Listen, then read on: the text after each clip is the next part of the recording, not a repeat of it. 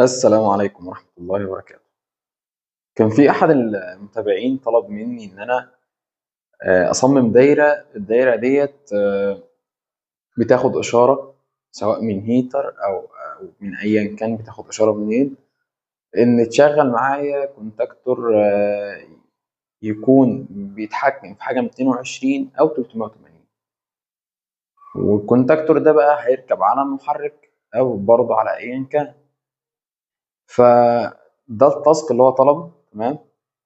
السيركت بريكر مرفوع ومعايا مفتاح ستارت ومفتاح ستوب. حلو.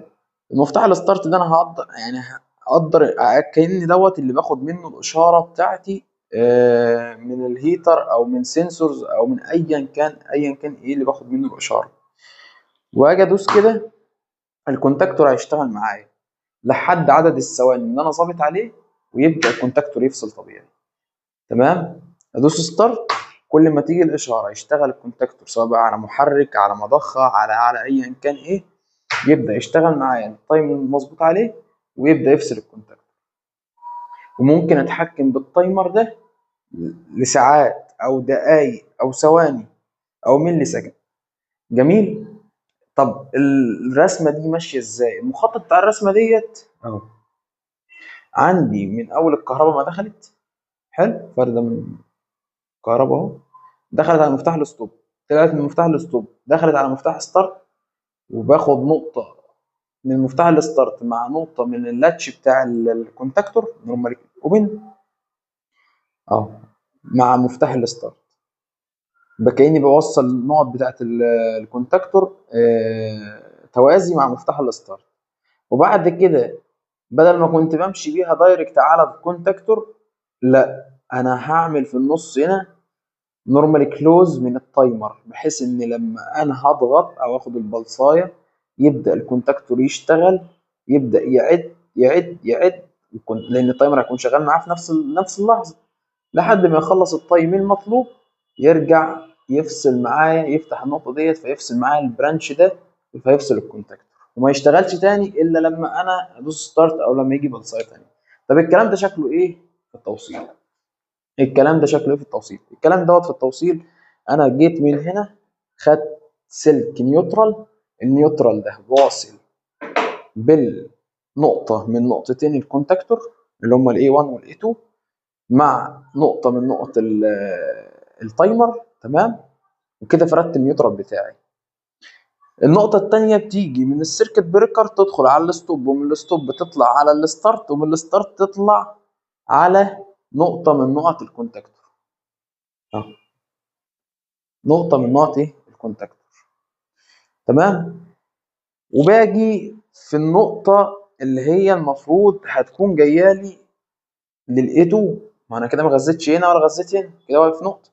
قبل ما بتدخل النقطة التانية دي، لو جيت بصيت في الرسم، قبل ما بتدخل الكهرباء، يعني كده انا وصلت النيوترال، قبل ما تيجي الفردة التانية الكهرباء تدخل على الكونتاكتور او التايمر، بتعدي من بعد اللاتش والمفتاح الستارت على نقطة نورمالي كلوز من التايمر، عشان بعد كده تدخل على التايمر وتدخل على ايه؟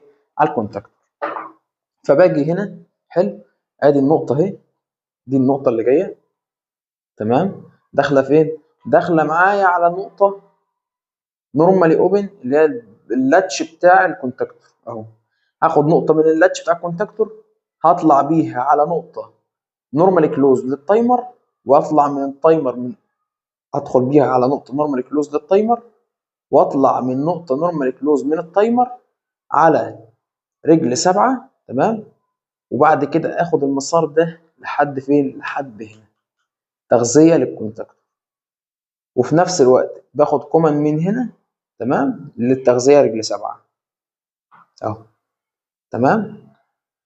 يبقى انا كده وصلت من عند الستارت لللاتش بتاع الكونتاكتور، ومن البرانش بتاع اللاتش بتاع الكونتاكتور نقطة على نقط التايمر، وكمان مع التغذية بتاعت التايمر، والخارج بتاع نقطة التايمر رايح تغذية للكونتاكتور.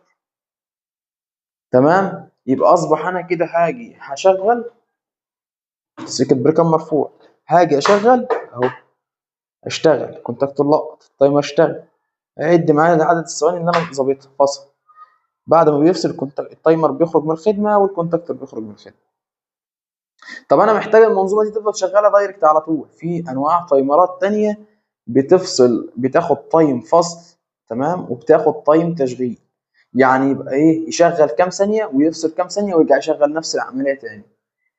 هبقى اشرحها لكم برضو في فيديو تاني عشان لو حد محتاجها في شغل. تمام. سؤال نهايه الحلقه زي ما متعودين، لو دلوقتي عندي دايره مطلوب ان انا اعملها، هل هشتغل على اللوحه على طول ولا اشتغل ورقه وقلم وتصميم الاول على طول؟ وايهما افضل؟ اكتب لي اجابتك في كومنت ونشوف مين بيشتغل بدماغ مختلفه غير التاني. والسلام عليكم ورحمه الله وبركاته.